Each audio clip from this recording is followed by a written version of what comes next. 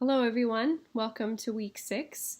It's been a while since I've touched base with you guys visually, so I thought it'd be appropriate to send you a video this week.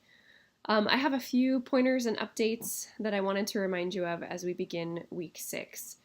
Like before, first I'll grade your ALAs from last week. That way you have my comments to pull from as you create your discussion posts. If you can't read my comments for whatever reason, please let me know as soon as possible. I know a few people had trouble reading my comments in Word.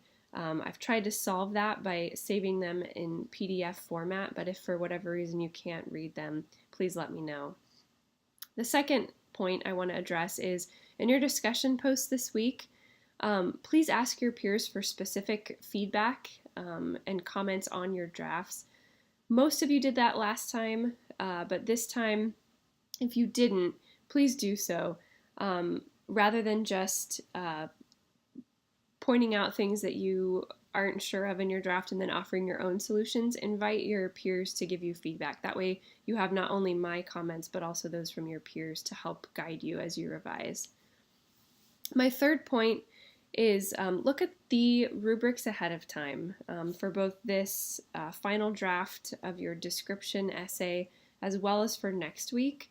Look at the rubrics ahead of time so that you know what I'm looking for and how you'll be graded.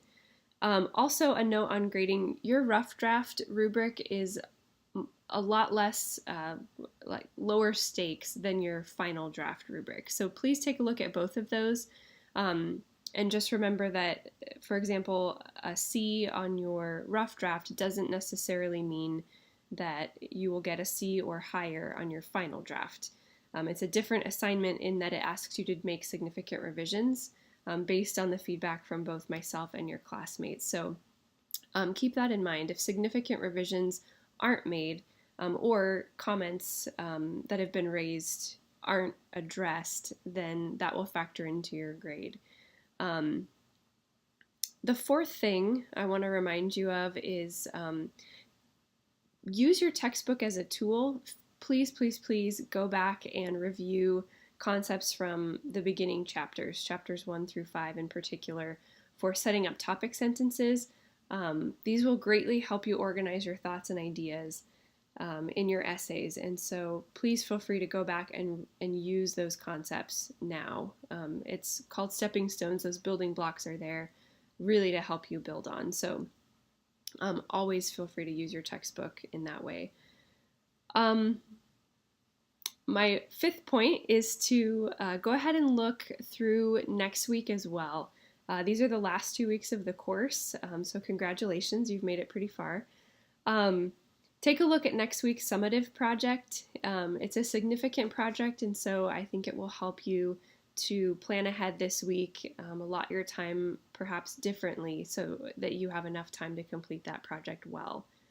My last point is the optional multimedia links this week are broken. I'm sorry that's been such an issue.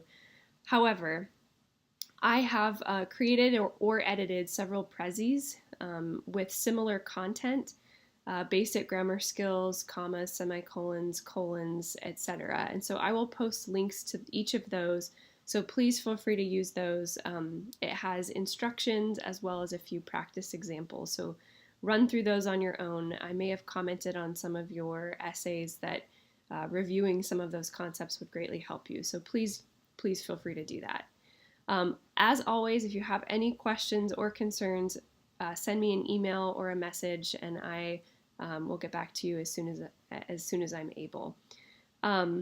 Best wishes this week. This is nearing the end. I'm praying strength and peace and clear minds for each of you. So best wishes. We'll talk soon.